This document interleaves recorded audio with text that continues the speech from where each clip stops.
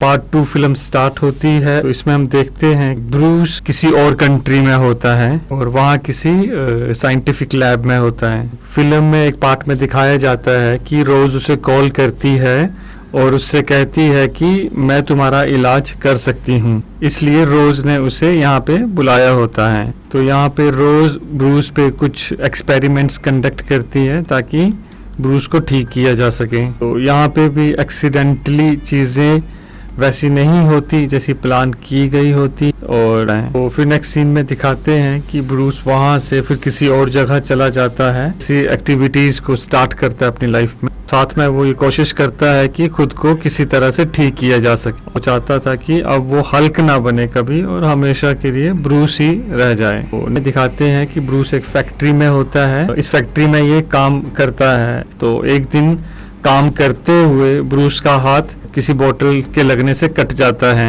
और उसका खून एक बोतल पे आके गिरता है। अब क्योंकि उसका ब्लड वहाँ किसी बोतल में गिर गया था तो कोई बंदा उसको पी लेता है और क्योंकि उसमें ब्रूस का खून था इसलिए उसे कोई खतरनाक बीमारी हो जाती है। आर्मी जर्नल के पास पहुंच जाती है जो रोज के डैडी होते हैं। जब वो ये रिपोर्ट पढ़ते हैं तो उनको समझ में आ जाता है ये जो बीमारी के सिम्टम्स हैं ये ब्रूस के ब्लड से ही हो सकते हैं। तो इस वजह से वो समझ जाते हैं कि ब्रूस अभी जिंदा है, तो इसलिए वो अब उसका पता लगाना चाहते हैं। चीज़ों की तहकीकात करता है, फिर उसको समझ आता है कि ये बोतल कहाँ बनती हैं, इसलिए फिर वो अपनी पूरी आर्मी को वहाँ पे भेजता है ब्रूस को पकड़ने के लिए। तो जब वो आर्मी वाले लोग फैक्ट्री में पहुँचते हैं तो ब्रूस भी उनको देख लेता है। तो वो सोचता है कि अब मैं इन लोगों का मुकाबला कैसे करूँगा, पर क्योंकि वो ढेर सारे लोग होते हैं सिचुएशन फिर आउट ऑफ कंट्रोल होने लगती है।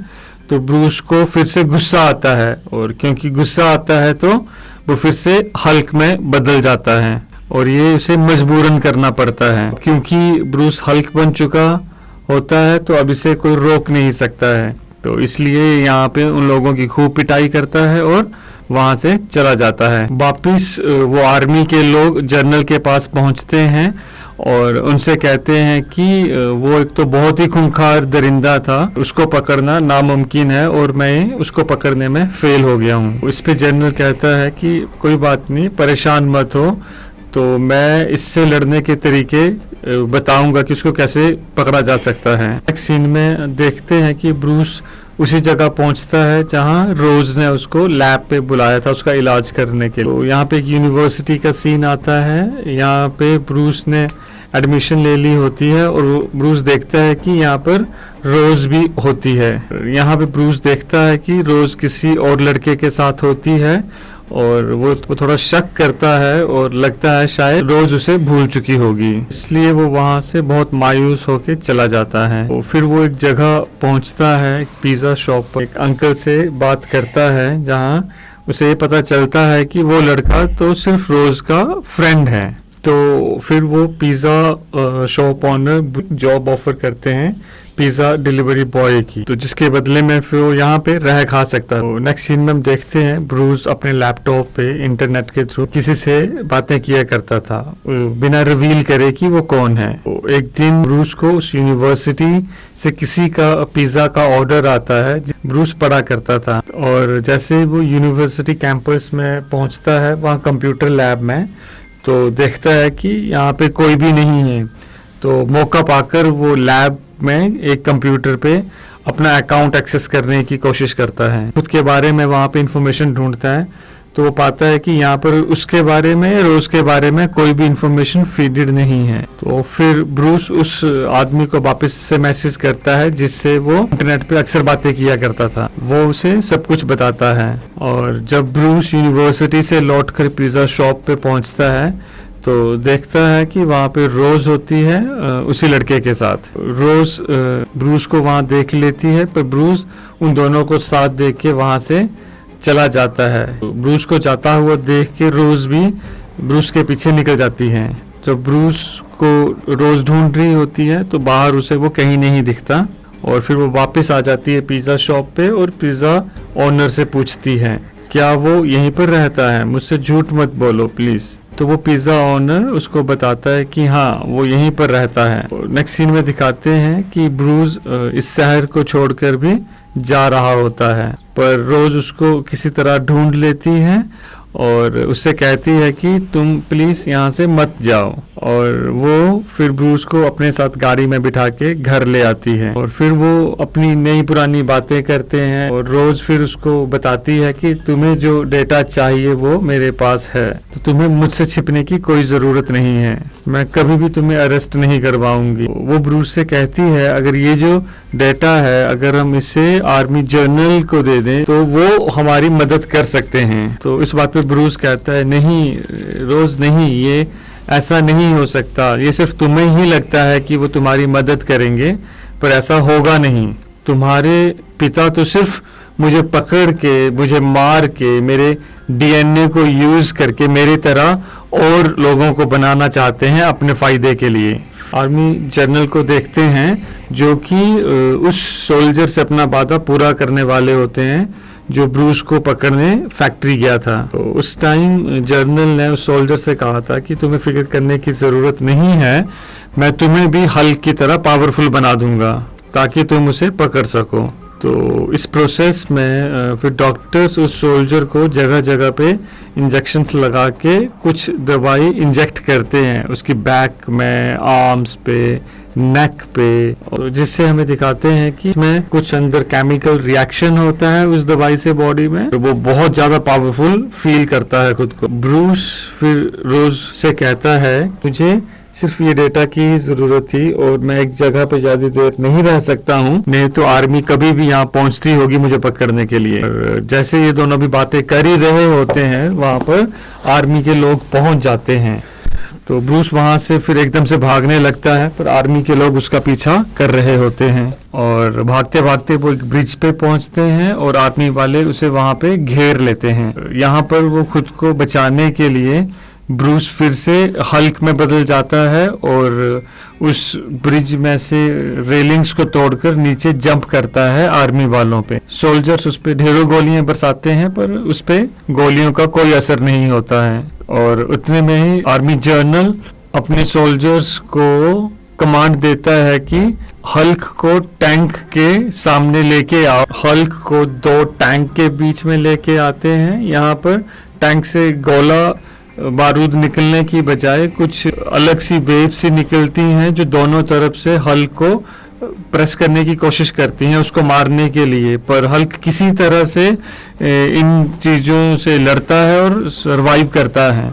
और बीच में मौका पाके वो उन टैंक्स को वहां से उड़ा देता है, उन टैंक्स को डिस्ट्रॉय कर देता है। अब क्योंकि हल्क बहुत ज्यादा गुस्से में होता है इसलिए वो आर्मी के लोगों को भी वहां पे मारने लग पड़ता है। तो इस बात से जर्नल अपने सैनिकों को कहता है कि हल्क से दूर ही रहना, वो अब किसी को भी मार सकता है। अपनी बेटी को आगे भेजता है ब्रूस के पास में, मतलब हल्क के पास में। तो अब जैसे ही रोज हल्क के पास पहुंचती है और उससे बात करने लगती है, उसको समझाने लगती है, उतने में ही एक आर्मी हेलीकॉप्टर ऊपर से आता है और हल्क पे गोलियां बरसाने लगता है।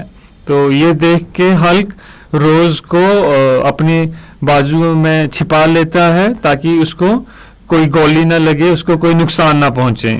और उसके हाथ में एक टैंक का कोई पीस एज अ शील्ड होता है, वो हवा में उसको उड़ा देता है और हेलीकॉप्टर से टकरा जाता है जिससे हेलीकॉप्टर डिस्ट्रॉय हो जाता है। वहां से फिर हल्क रोज को अपने साथ उठा के ले आता है पहाड़ों में कहीं जहाँ पे कोई उसे ढूंढ ना सके। तो नेक्स्ट सीन में दिखाते हैं आर्मी का सोल्जर जिसको हल्क ने अभी बुरे हाल से पीटा था, वो हॉस्पिटल बेड पे होता है और डॉक्टर्स कहते हैं कि इसका तो बहुत बुरा हाल है, इसकी सारी हड्डियां टूट चुकी हैं, इंटरनल ब्लीडिंग हो रहा है, अब इसके बचने की कोई उम्मीद नहीं है, अगर ये बच भी जाएगा तो ये उम्र भर ऐसे ही रहेगा कोमा जैसी सिचुएशन में। तो वो अचानक से उसकी बॉडी मूवमेंट करने लगती है, उसके जख्म भरने लगते हैं, एकदम से ठीक होके बेड पे उठ के बैठ जाता है। ये जो हुआ अभी इसके साथ में, ये बेसिकली जो इंजेक्शन आर्मी जर्नल ने थोड़ी देर पहले इसे लगाया था, उस इंजेक्शन में जो दवाई इंजेक्ट करी थी इसकी बॉडी में, ये उसकी वजह से हुआ था। तो इसकी पावर्स जो थी वो इन्हांस हो चुकी थी। और फिर सीन शिफ्ट होता है और हल्क और रोज को दिखाया जाता है, जहाँ पे ब्रूस रोज से कहता है कि मैं ये हल्क बनने वाली जो ये बीमारी है, मैं इससे परेशान हो गया हूँ और मैं चाहता हूँ कि ये बिल्कुल खत्म हो जाए और मैं हमेशा ब्रूस ही बना रह सकूँ। वो कहता है कि जब हल्क ही नहीं रहेगा तो ये लोग पकड़ेंगे किसे, तो इसलिए मुझे अब हल्क नहीं होना है।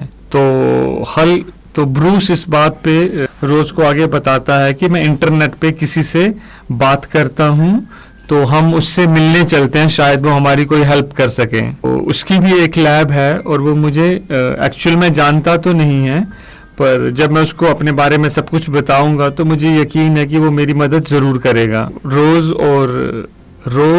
और ब्रूस फिर ट्रैवल करते हैं उस बंदे की तरफ जिससे ब्रूस बातें किया करता था ऑनलाइन चैट पे। तो फिर नेक्स्ट सीन पे दिखाते हैं कि वो उस बंदे से मिल लेते हैं और वो ब्रूस से कहता है मुझे तो लगा था तुम कोई जाइंट हो, कोई मॉन्स्टर जैसे तुम अपने बारे में बताया करते थे। वो कहता है हाँ ऐसा ही है, मैं हूँ मॉन्स्टर की तरह, पर ये मेरा इंसानों वाला नॉर्मल रूप है। मेरे पास कुछ दवाई तो है पर वो बहुत स्ट्रॉन्ग है और मुझे नहीं पता तुम्हारी बॉडी उसको हैंडल कर भी पाएगी या नहीं, तुम मुझसे मर भी सकते हो। तो वो फिर पूछता है ब्रूस से तो क्या तुम तैयार हो, मैं ये दवाई तुम्हारी बॉडी में इंजेक्ट कर दूं? ब्रूस कहता है कि जान की परवाह है भी किसको, बस मैं तो ये चाहता हूँ कि हल्क जो है वो हमेशा के लिए मर जाए। फिर उसको लैब में ले जाया जाता है, उसको बेड पे लेटाया जाता है, उसके हाथ पांव बांधे जाते हैं क्योंकि वो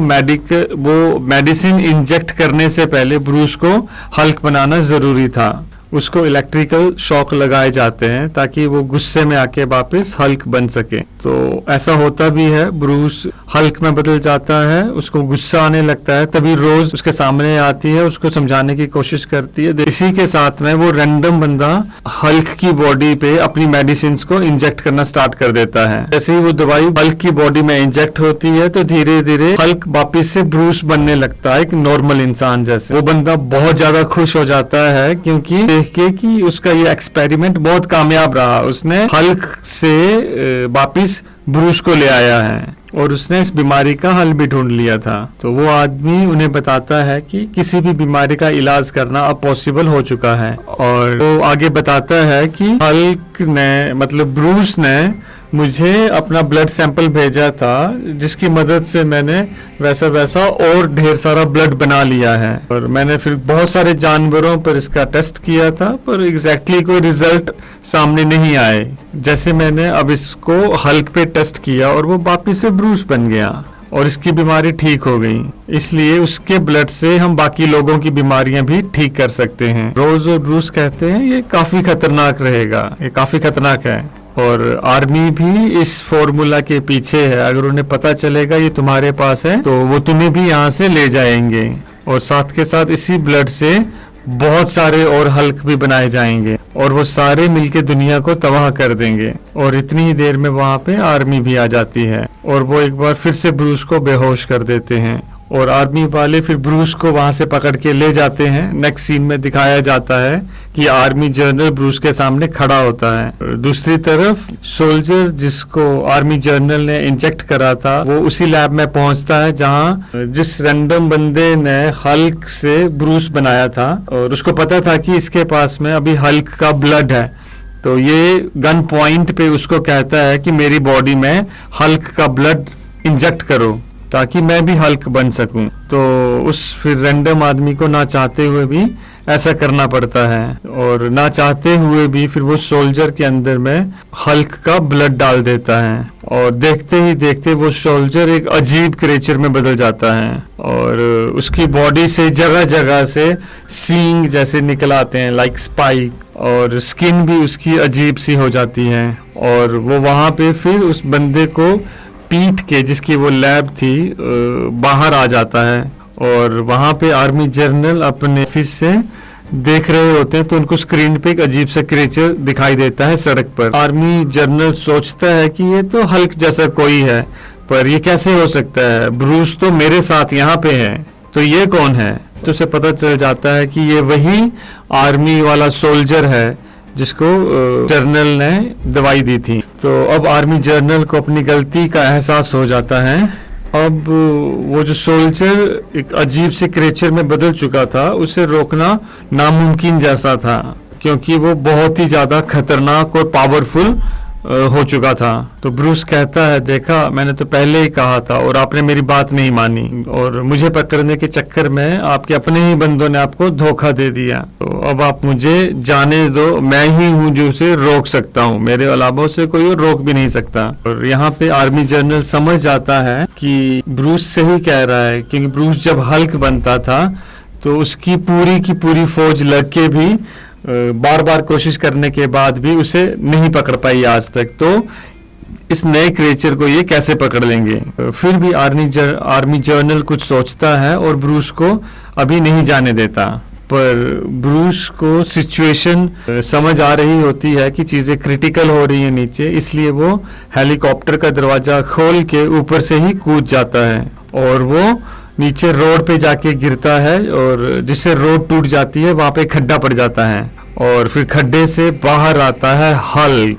अब ये हल्क बन चुका था और सामने वही खतरनाक क्रिएचर जो हल्क के ब्लड से खुद को ट्रांसफॉर्म कर चुका था। आर्मी सोल्जर जो भी क्रिएचर बन चुका था वो हेलीकॉप्टर पे अटैक कर देता है जिस पे रोज होती है, और हल्क वहाँ पे उसको रोकने की कोशिश करता है और उन दोनों के बीच में बहुत खतरनाक वाली लड़ाई होती है। और तभी वो देखता है कि रोज वाला जो हेलीकॉप्टर है वो क्रैश हो रहा है, उसमें आग लगी होती है। किसी तरह से हल्क रोज के हेलीकॉप्टर को सेफ लैंड करवाता है, आग को बुझाता है, और फिर से वो जो सोल्जर के पास पहुंचता है जो अभी अजीब सा क्रिएचर बन चुका है, और उसको मारने की पकड़ने की कोशिश करता है। लोहे की बड़ी बड़ी चेन से उसको गला दबाता है और उसकी बहुत पिटाई होती है, और किसी तरह से हल्क उस क्रिएचर को बेहोश कर देता है और हल्क उसकी चेस्ट पे अपना पांव रख के जोर से चिल्लाता है। और फिर वहां पे आर्मी आ जाती है और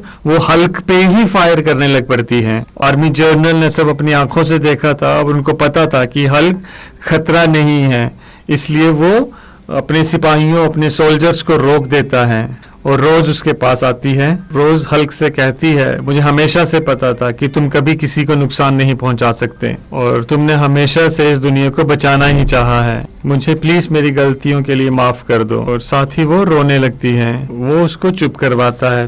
को अब अपने गुस्से पे कंट्रोल आ चुका था, उसको अपनी फीलिंग्स समझ आने लग पड़ी थी हल्क रहते हुए भी।